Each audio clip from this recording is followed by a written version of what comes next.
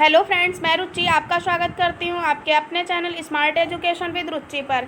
आज हम एक नई श्रृंखला के साथ उपस्थित हुए हैं जिसमें आपको साइंस क्लास 6 की एनसीईआरटी की साइंस कराई जाएगी, जो कि आपके चैप्टर वाइज कराई जाएगी और आपको फैक्ट नॉलेजेबल जो उसमें से पॉइंट निकाले गए हैं जो एग्ज़ाम के दृष्टिकोण से इम्पॉर्टेंट होते हैं उनको आपको कराया जाएगा। अगर आप नोट्स बनाना चाह रहे हैं तो आप नोट्स भी बना सकते हैं और पढ़ना चाह रहे हैं तो आप पढ़ भी सकते हैं।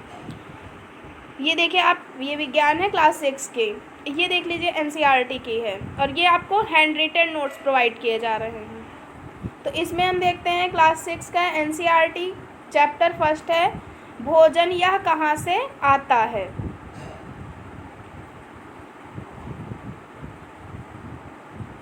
कुछ पौधों के 2 या 2 से अधिक भाग खाने योग्य होते हैं, जैसे कि क्या होता है, सरसों।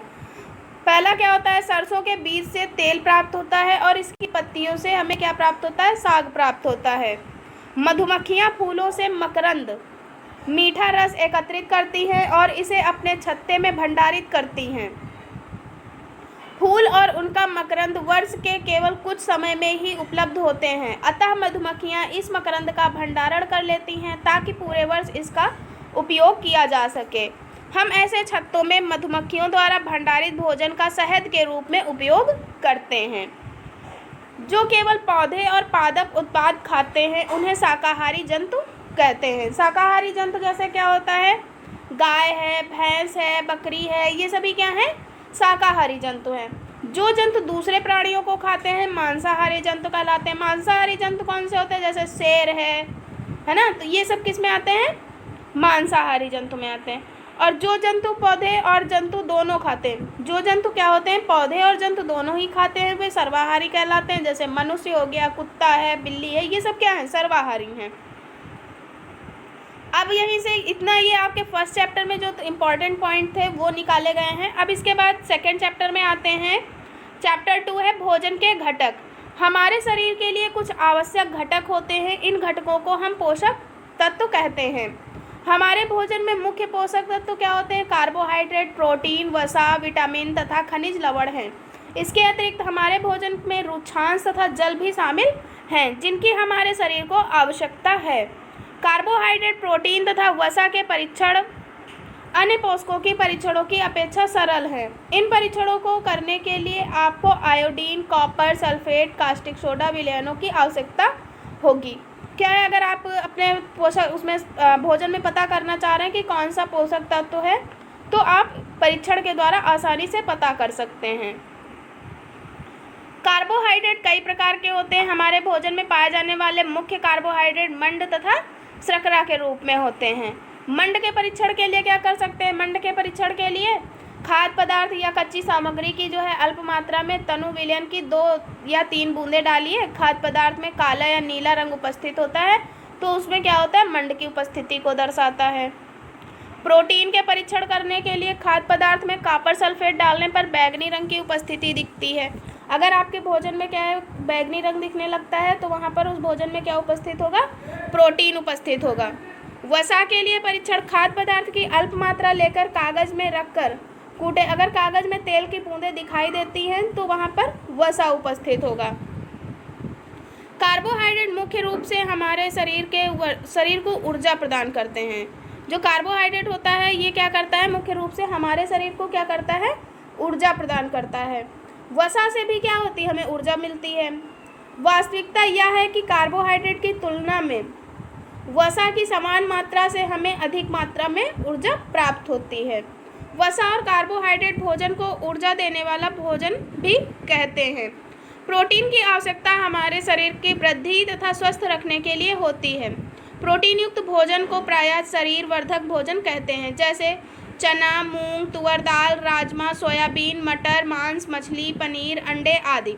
और विटामिन हमारे शरीर को रोगों से रक्षा करती हैं। आम, पपीता, गाजर में कौन सा विटामिन पाया जाता है, विटामिन ए। गेहूं, चावल और यकृत में कौन सा विटामिन पाया जाता है, विटामिन बी। संतरा, अमरूद, मिर्च, टमाटर, नींबू, आंवला आदि में कौन सा विटामिन पाया जाता है, विटामिन सी। मछली, अंडे, दूध, मक्खन में कौन सा पाया जाता है, विटामिन डी। और विटामिन डी का सबसे बड़ा जो स्रोत होता है वो सूर्य का प्रकाश होता है। विटामिन ए क्या करता है, हमारे विटामिन ए हमारी त्वचा तथा आँखों को स्वस्थ रखता है। विटामिन सी बहुत से रोगों से लड़ने में हमारी मदद करता है। विटामिन डी हमारी अस्थियों और दांतों के लिए कैल्शियम का उपयोग करने में हमारे शरीर की सहायता करता है। सूर्य के प्रकाश से विटामिन डी बनाता है। हमारे शरीर को खनिज लवणों की भी आवश्यकता होती है, अल्प मात्रा में होती है। चावल कार्बोहाइड्रेट समृद्ध भोजन है। चावल में क्या होता है, सबसे अधिक मात्रा में कार्बोहाइड्रेट पाया जाता है। आहारी रेशे रुक्षांश के नाम से जाने जाते हैं। रुक्षांश के मुख्य स्रोत कौन से होते हैं? साबुत खाद्यान्न, दाल, आलू, ताजे फल और सब्जियां। रुक्षांश हमारे शरीर को कोई पोषक तत्व प्रदान नहीं करते। जो रुक्षांश होते हैं ये हमारे शरीर को कोई भी पोषक तत्व प्रदान नहीं करते हैं, फिर भी यह हमारे भोजन का आवश्यक अवयव हैं। रुक्षांश बिना पचे भोजन को निकालने में हमारे शरीर की सहायता करते हैं। जल भोजन में उपस्थित पोषकों को अवशोषित करने में हमारे शरीर की सहायता करता है। यह कुछ अपशिष्ट पदार्थों जैसे कि मूत्र तथा पसीने को शरीर से बाहर निकालने में सहायता करता है। विटामिन सी क्या होता है, भोजन को अगर पकाते हैं तो उसमें से क्या होता है, विटामिन सी नष्ट हो जाता है।